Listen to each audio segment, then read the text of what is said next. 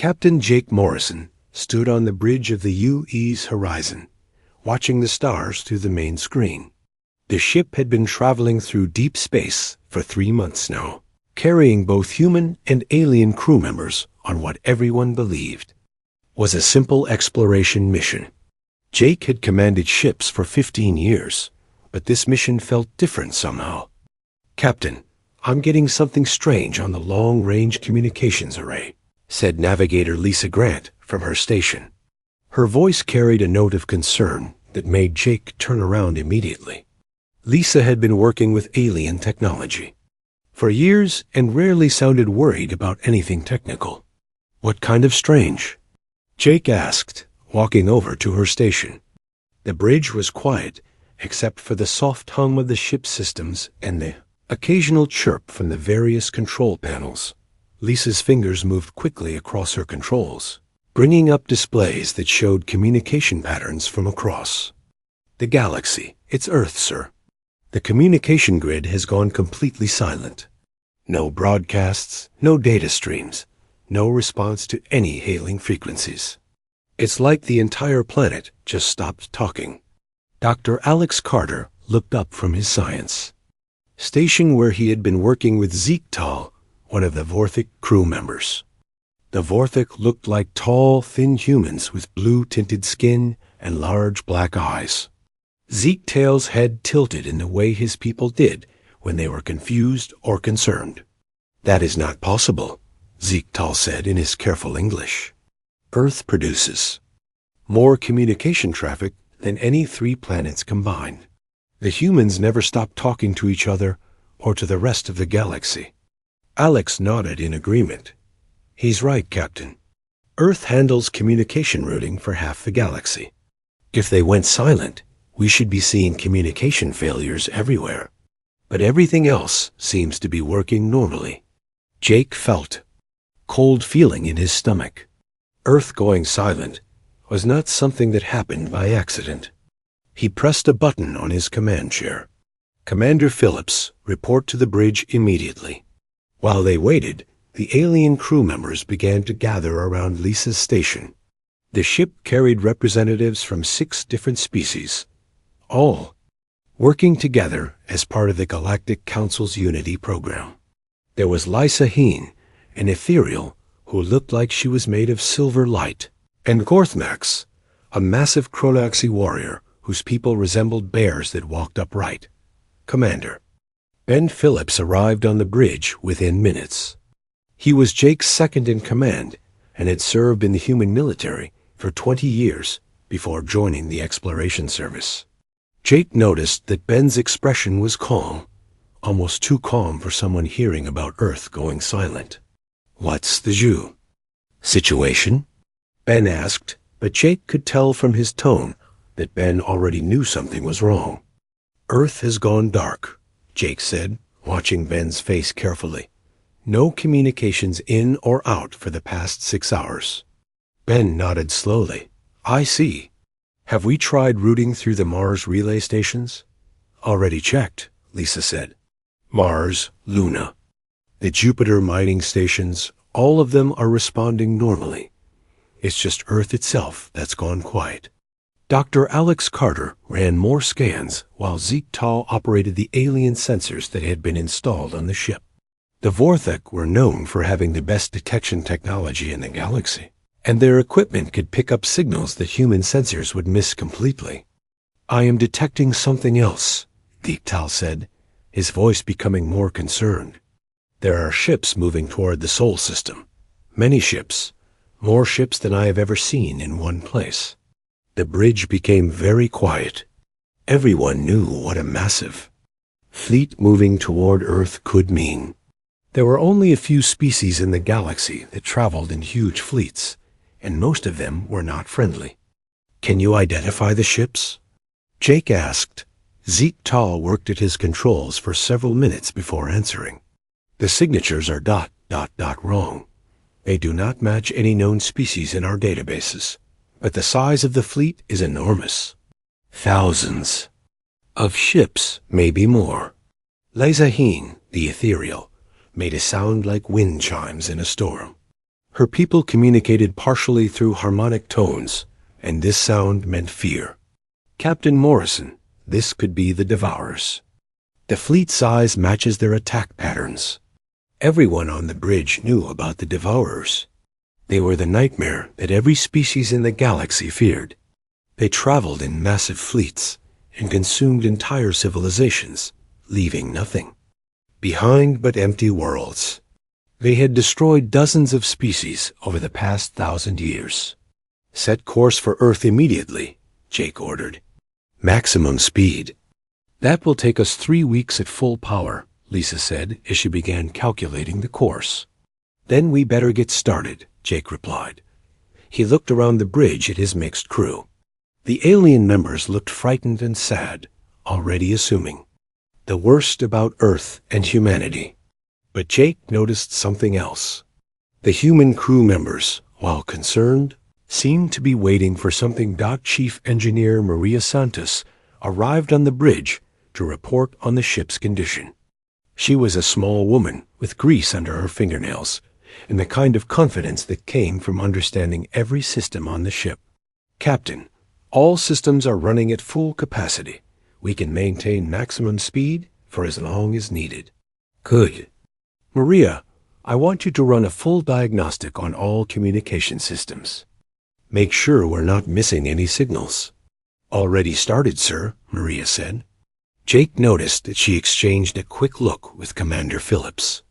It was a look that suggested they both knew something the others did not. Security Officer Ryan. Tucker came onto the bridge carrying a data pad. He was a quiet man who had served in military intelligence before joining the Exploration Service. Captain, I've been monitoring all military frequencies. There's a lot of encrypted traffic, but nothing I can decode with standard equipment. Keep monitoring, Jake said. Let me know if anything changes. As the horizon turned toward Earth and began accelerating, Jake watched his crew work. The aliens were clearly worried about humanity and Earth. They spoke quietly among themselves in their various languages, probably discussing what they would do if Earth had really been attacked. But the humans on his crew were different. They worked efficiently and calmly, but Jake could see something in their eyes. It was not panic or grief. It was something else entirely. It looked almost like they were following a plan that had been made long before today. Jake had been in command long enough to recognize when his crew was keeping secrets from him. The question was whether those secrets had anything to do with Earth going silent, and whether he really wanted to know the answers. The ship moved through space toward humanity's home world, carrying a crew that was half alien and half human. But Jake was beginning to suspect that the humans on board knew much more about what was happening than they were saying.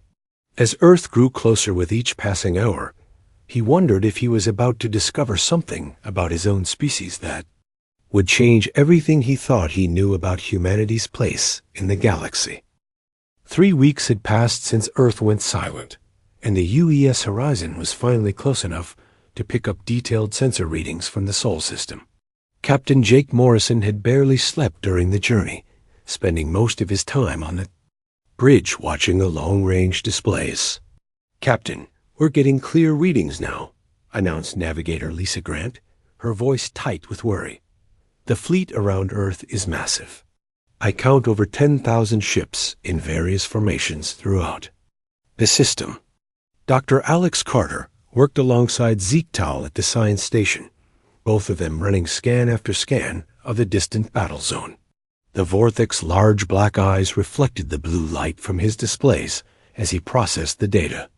The energy. Signatures match Devour technology, Zeke Towle said quietly. They have completely surrounded Earth.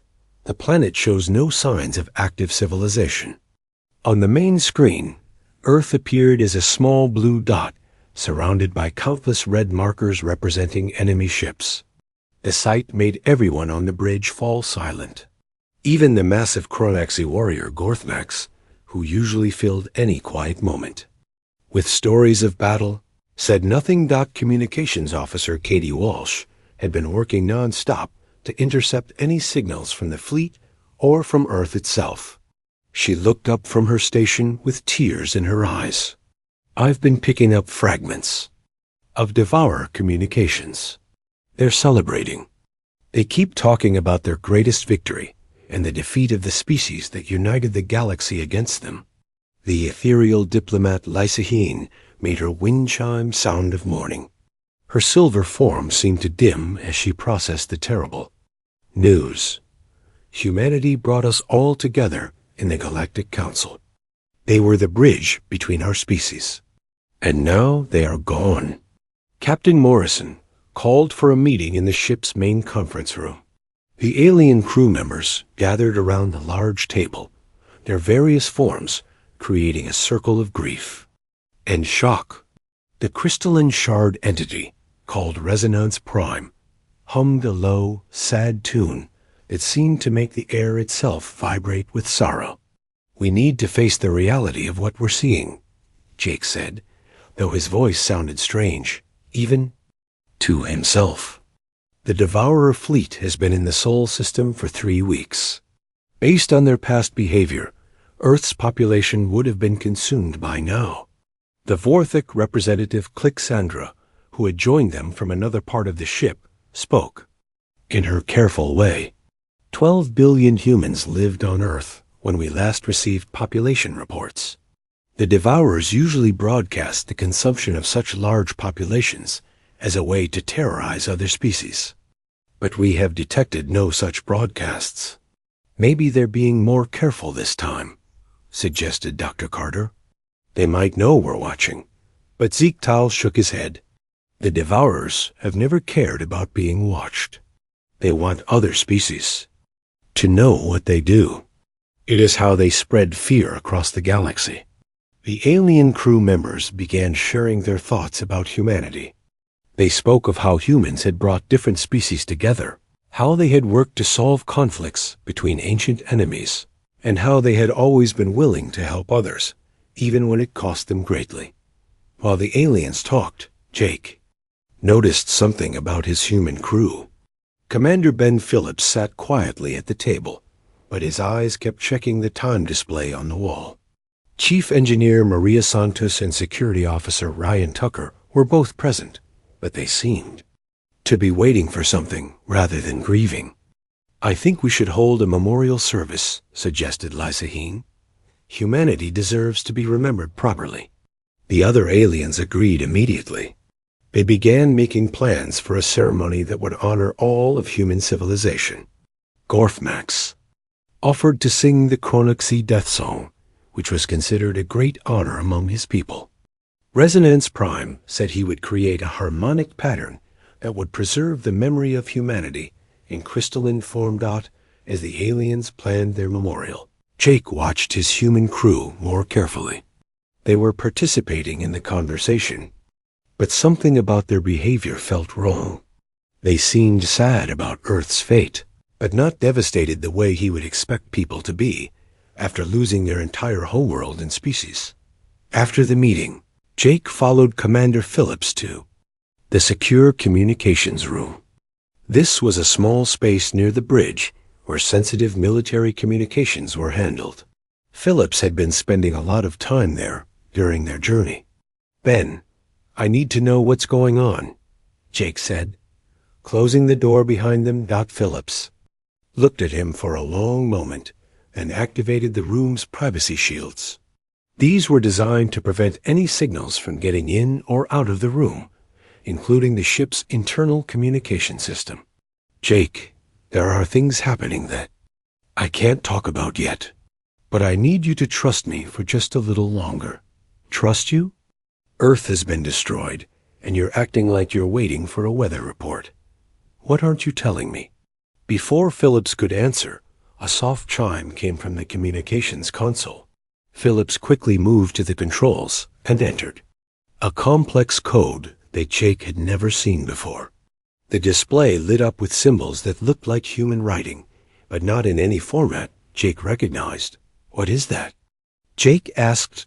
Phillips read the message quickly, then looked at Jake with an expression it was hard to read. It's coordinates and a timestamp. Coordinates to where? The edge of the galaxy. And the timestamp is for tomorrow at 1400 hours. Jake stared at the message, trying to understand what it meant. Why would someone send us coordinates to the middle of nowhere? And why tomorrow specifically? Phillips began shutting down the communication system. Because that's when everything changes. Jake, I need you to order the ship to those coordinates. Don't tell the alien crew why we're going there. Just tell them we're investigating something related to Earth's situation. I'm not giving orders. Based on mystery messages from unknown sources. Phillips looked directly at Jake. The message came on a frequency that officially doesn't exist. It was encrypted with codes that are supposed to be impossible to break. And it was specifically addressed to the commanding officer of the UES Horizon. Jake felt his confusion growing. How does anyone even know we exist? We're supposed to be on a routine exploration mission. Jake, nothing about this mission has been routine. Why do you think we have representatives from every major species? In the galaxy?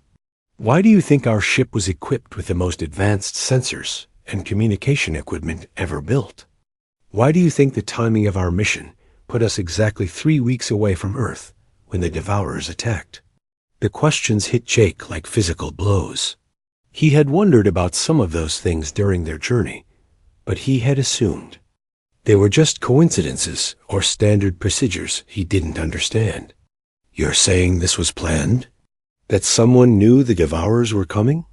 Phillips didn't answer directly. Instead, he handed Jake a data pad with the coordinates already programmed in. Set course for these coordinates. When we get there, everything will make sense. Jake looked at the coordinates.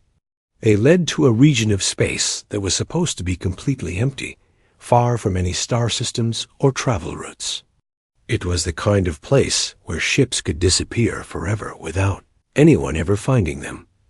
But as he looked at Phillips's face, Jake realized that his second-in-command was not acting like someone whose species had just been wiped out. He was acting like someone who was waiting for something important to happen. Against his better judgment, Jake took the data pad.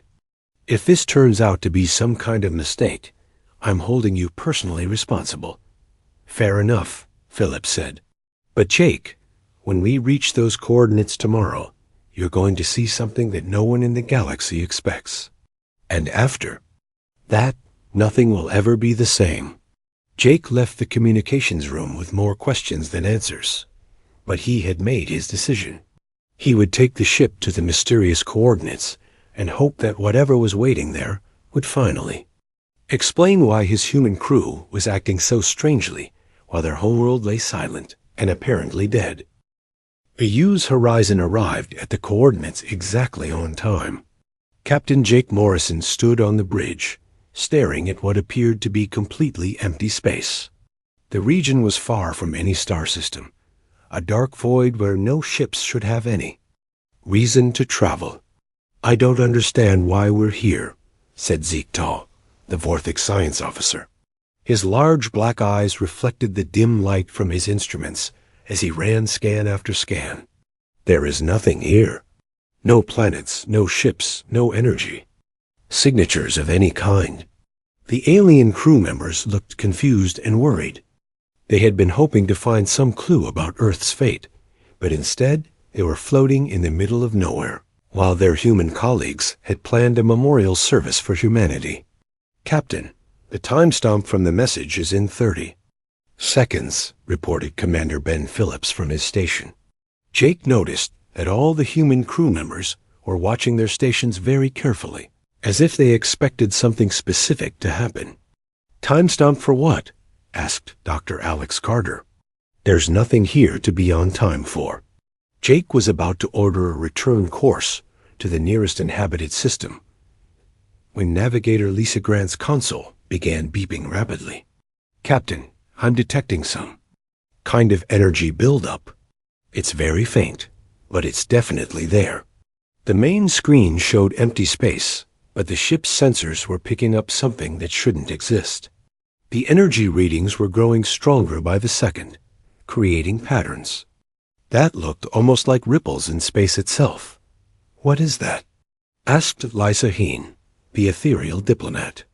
Her silver form began to glow brighter, as their species did when they were excited or afraid. Suddenly, space in front of them began to shimmer like heat waves rising from hot ground. The shimmering grew stronger until it looked like the stars themselves were bending and twisting. Then, without any warning, a ship appeared where there had been nothing before. It was not just any ship. It was a massive human vessel, bigger than anything Jake had ever seen. The hull was painted in dark colors that seemed to absorb light, and it carried weapons that looked nothing like standard human military equipment. "Impossible," whispered Gorthnax, the Chronixy warrior. "Ships cannot just appear from nothing." But the first ship was only the beginning. As the crew of the Horizon watched in shock, more ships began appearing around them. Dozens of them, then hundreds. Each one was clearly human in design, but they were all built in ways that Jake had never seen before. The ships formed a massive fleet that stretched in all directions. Some were huge battle cruisers covered in weapons. Others looked like they were designed to carry thousands of people. A few were so large they could probably hold entire cities inside them. "Captain Morrison," came a voice over the communication system. "This is Admiral Kate Sullivan aboard the Hughes Avalanche. Permission to come aboard your vessel." Jake stared at the main screen, trying to process what he was seeing. The fleet around them was enormous, easily as large as the Devourer fleet that had attacked Earth. But these were human ships, and the humans were supposed to be extinct. "Permission granted," Jake managed to say. Within minutes, Admiral Sullivan appeared on the bridge via transport beam. She was a tall woman with gray hair, and the kind of bearing that came from commanding large fleets in dangerous situations. Behind her came two other officers that Jake didn't recognize. "Admiral, I don't understand what's happening," Jake said. "We thought humanity was destroyed. Earth went silent 3 weeks ago. The DEVOURERS ... are exactly where we want them to be," Admiral Sullivan said calmly. "Captain Morrison, what you're seeing is Operation Silent Exodus. We've been planning this for 50 years. The alien crew members looked completely confused. Zeke Tal's head tilted in the way his people did when they couldn't understand something. But Earth was attacked. We detected the Devourer fleet. The planet went dark." One of the officers with Admiral Sullivan stepped forward.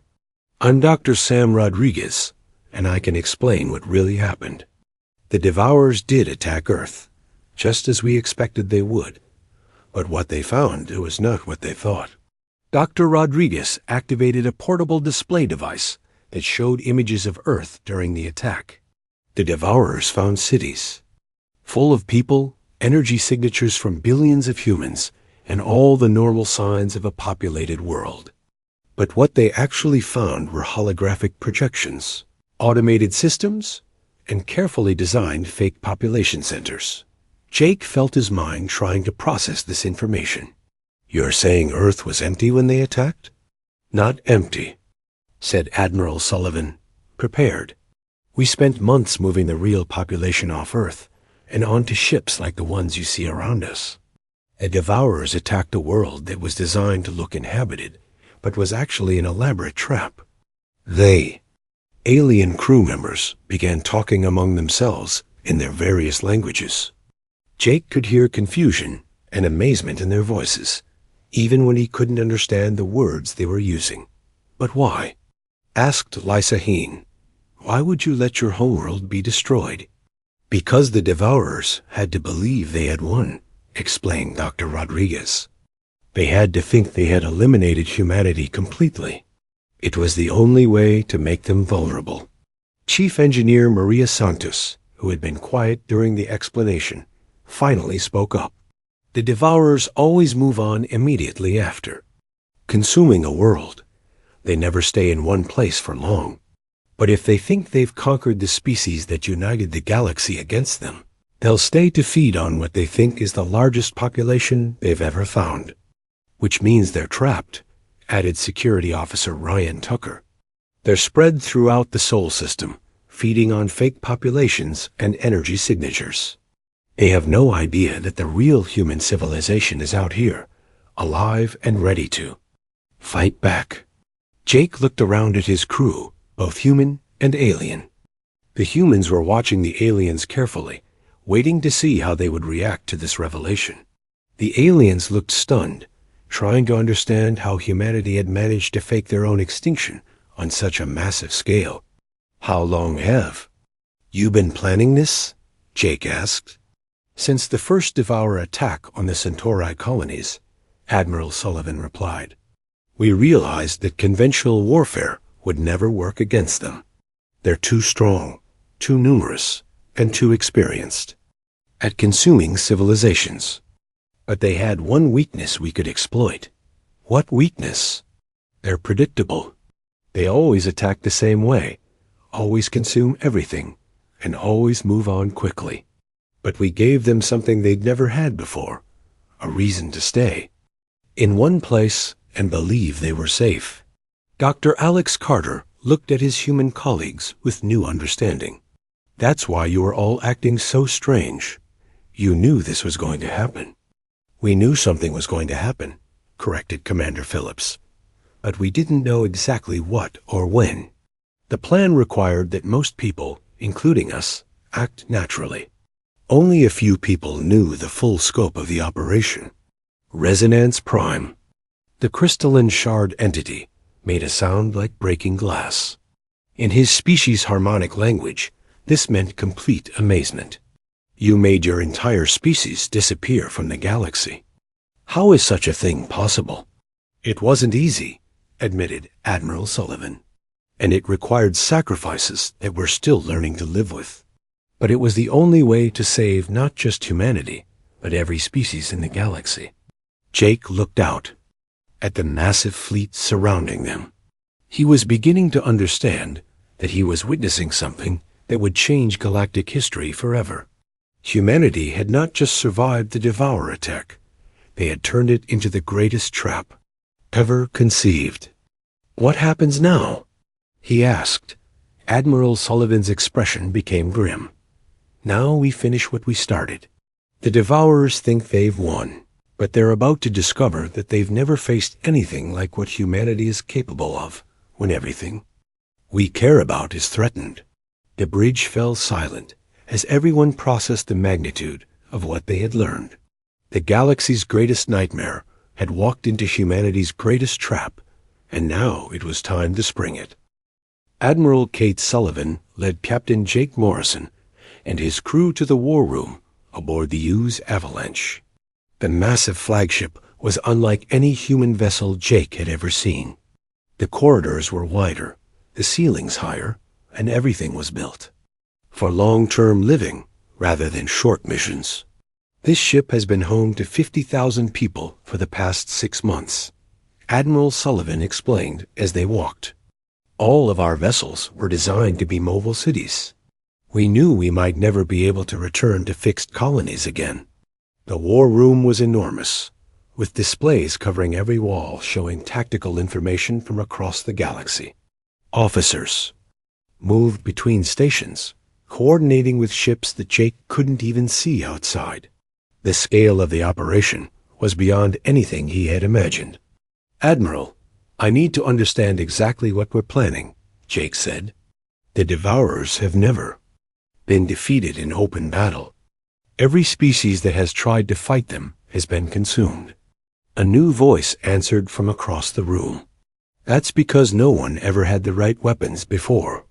The speaker was Colonel Dan Hayes, a man who carried himself like someone who had spent years planning for war. The Devourers are powerful, but they're not invincible. We've been studying them for decades. Colonel Hayes activated a wall display that showed detailed information about Devourer biology and technology. They're actually quite predictable once you understand how they think. They always attack the same way, always spread out to feed, in the same patterns, and they never expect their prey to fight back with anything more than conventional weapons. Dr. Nancy White joined the conversation. She was a small woman with intense eyes who spoke like someone who had dedicated her entire life to a single purpose. I've spent 20 years developing weapons specifically designed to kill devourers. Not just hurt them or slow them down, but actually destroy them completely. Jake studied the information on the displays. The devourers were shown in their feeding. Patterns throughout the Sol system spread thin across multiple planets and moons. They look vulnerable in this formation. They are vulnerable, confirmed Admiral Sullivan. For the first time in their history, they're staying in one place long enough for us to surround them. But the plan will only work if we can coordinate with the rest of the galaxy. She gestured to another section of the war room where the alien crew members from the Horizon were working with human officers. Zeke Tao was at a communication station, speaking rapidly in his own language.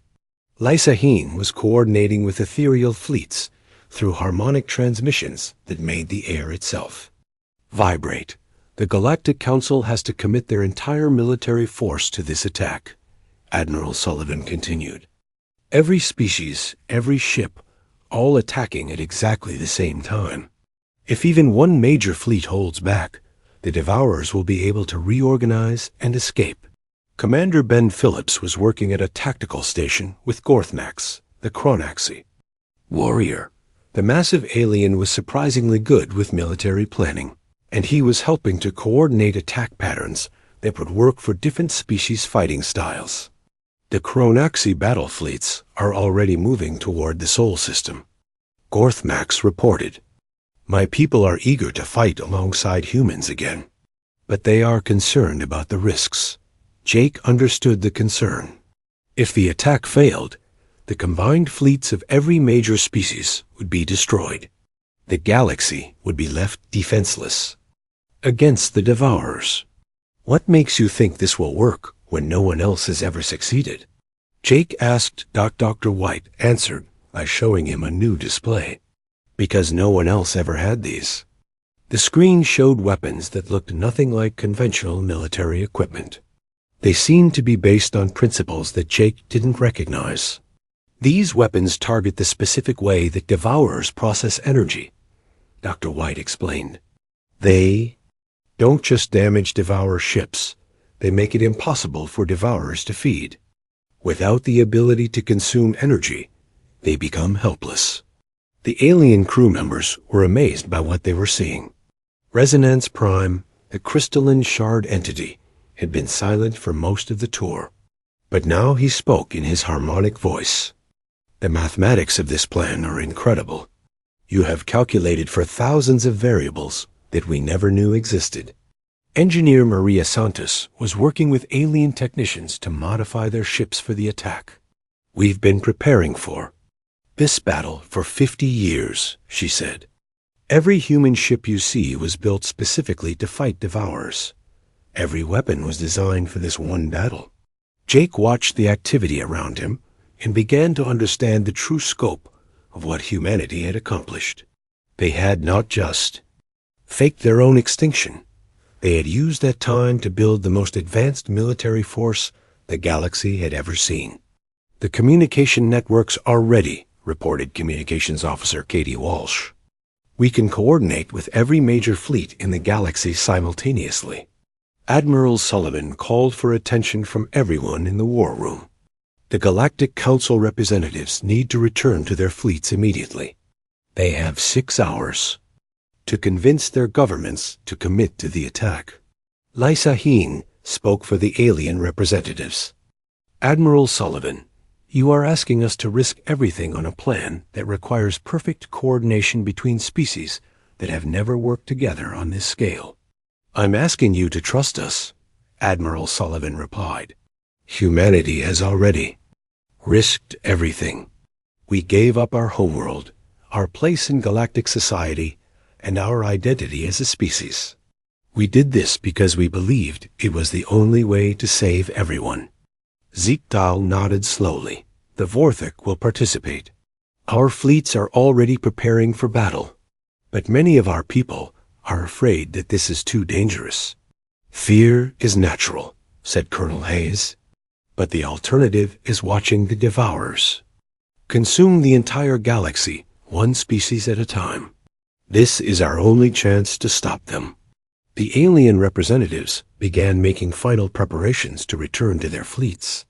Each one would have to convince their governments to risk their entire military force on humanity's plan. Jake realized that he was watching the most important decision in galactic history being made. If the alien fleets refused to participate, humanity would face the devourers alone. If they agreed, it would be the largest military operation ever attempted. Captain Morrison, Admiral Sullivan said as the aliens prepared to leave, "Your ship will coordinate communications between all fleets during the battle. You'll be our link to the Galactic Council forces." Jake felt the weight of responsibility settling on his shoulders. The success or failure of the entire operation might depend on how well his crew could coordinate between dozens of different species and thousands of ships. As the alien representatives prepared to transport back to their fleets, Gorthmax approached. "Jake, Captain Morrison, the Chronoxy have a saying. The best battles are won before they begin. Your species has already won this battle with planning and courage. Now we just have to finish it." Dr. Alex Carter was studying the battle plans with human and alien officers. "The timing has to be perfect," he said. "If we attack too early, the devourers will escape. If we wait too long, they might realize they've been tricked." Admiral Sullivan looked at the countdown timer on the main display. "The attack begins in 18 hours. By this time tomorrow, we'll either have saved the galaxy or lost everything." Jake watched the alien representatives transport away to their fleets. In a few hours, he would know if the galaxy was ready to trust humanity with its survival. The preparations continued around him as thousands of ships across the galaxy prepared for the battle that would determine the fate of every living species.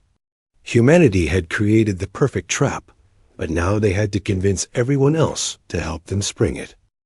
18 hours later, Captain Jake Morrison stood on the bridge of the UES Horizon as it moved toward the Sol system with the largest fleet in galactic history. Around them flew ships from every major species in the galaxy, all coordinated through communication networks that humanity had been secretly building for decades. "All fleets report ready for battle," announced Communications Officer Katie Walsh. Her voice was steady, but Jake could see the tension in her shoulders.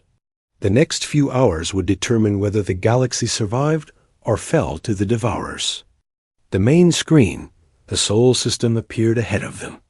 The devourer fleet was still spread throughout the system, feeding on what they believed were the remains of human civilization.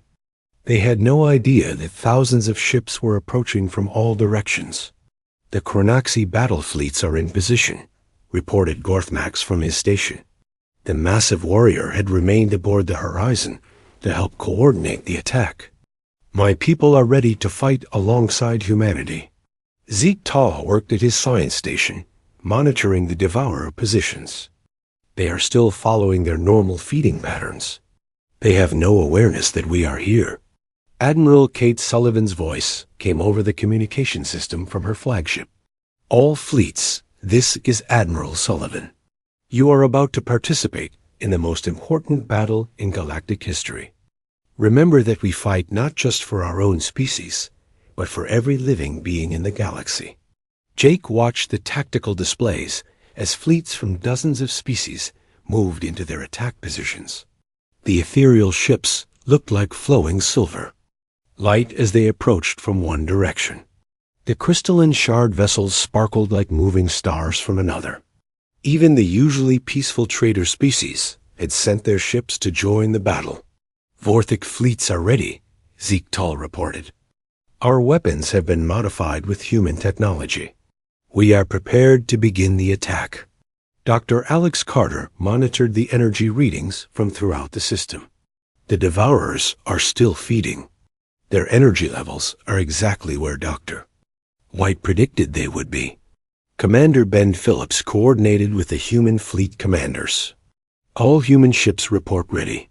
Weapons are charged and targeting systems are locked onto devourer positions.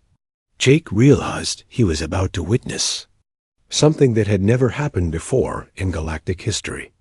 Every major species was working together in perfect coordination, trusting in a plan created by humanity to save them all.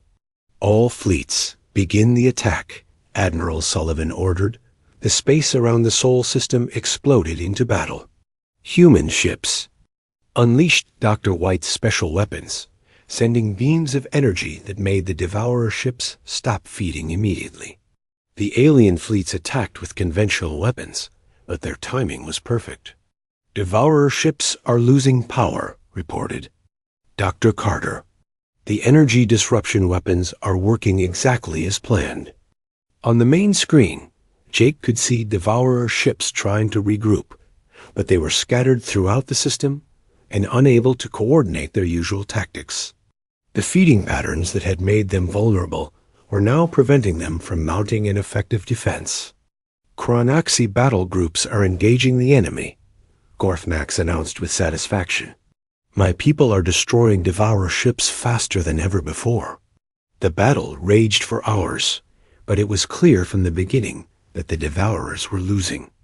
They had never faced an enemy that understood their weaknesses so completely, and they had never been caught in such a vulnerable position. Ethereal fleets report major enemy losses, Lysaheen transmitted from her ship.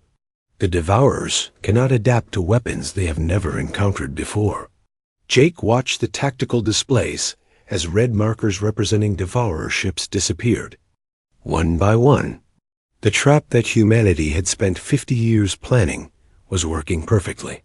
Final devourer stronghold is under attack, reported Admiral Sullivan. All remaining enemy ships are concentrated around Jupiter. This is where we finish them. The combined fleets converged on the last group of devourer ships. These were the largest and most dangerous vessels in their fleet, but they were surrounded and cut off from any escape route. Shard crystal ships are targeting the command vessels. Resonance Prime harmonized from his ship. The mathematical probability of enemy survival approaches 0. The final battle lasted only minutes. The remaining devourer ships, already weakened by the energy disruption weapons, were destroyed by overwhelming firepower from the combined galactic fleets. All enemy ships eliminated, Katie Walsh announced. The devourer fleet has been completely destroyed. The communication channels erupted with celebrations from ships throughout the fleet. Species that had lived in fear of the devourers for thousands of years were finally free from that threat. But Jake noticed that the human ships were not celebrating. Admiral Sullivan's voice came over the communication system, calm and thoughtful. The battle is won, but we must remember what it cost us, she said. Humanity sacrificed our homeworld and our place in galactic society to make this victory possible. We can never go back to the way things were before. Jake understood what she meant. The galaxy had been saved, but the price was that humanity had revealed capabilities that both amazed and frightened their allies. They had shown they could disappear completely from galactic civilization and emerge when needed with overwhelming force. Over the following weeks, as the fleets returned to their home systems, the full impact of the victory became clear. Earth was rebuilt, but humanity's role in the galaxy had changed forever.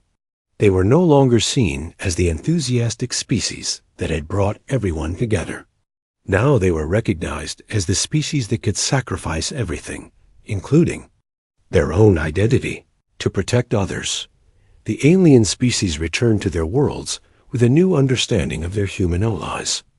They had witnessed not just humanity's victory over the devourers, but humanity's willingness to become something that their friends could never fully predict or understand. Captain Morrison filed his final mission report from the rebuilt Earth.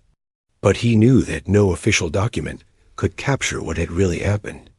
The galaxy had learned that when everything they cared about was threatened, Humans were capable of deceptions and sacrifices that would never be forgotten. The Galactic Council was reformed with new respect for human strategic thinking, but also with new wariness about what humans might be capable of in future crises. The galaxy was safe, but the cost of that safety was the loss of innocence about human nature. In the end, no council would ever forget the moment Earth fell silent, not because it marked humanity's destruction, but because it marked the beginning of humanity's greatest victory and the galaxy's most fundamental change. The Devourers were gone forever, but the galaxy would never again underestimate what humans were willing to do to protect the things they loved. That lesson, more than any weapon or technology, would shape the future of galactic civilization for generations to come.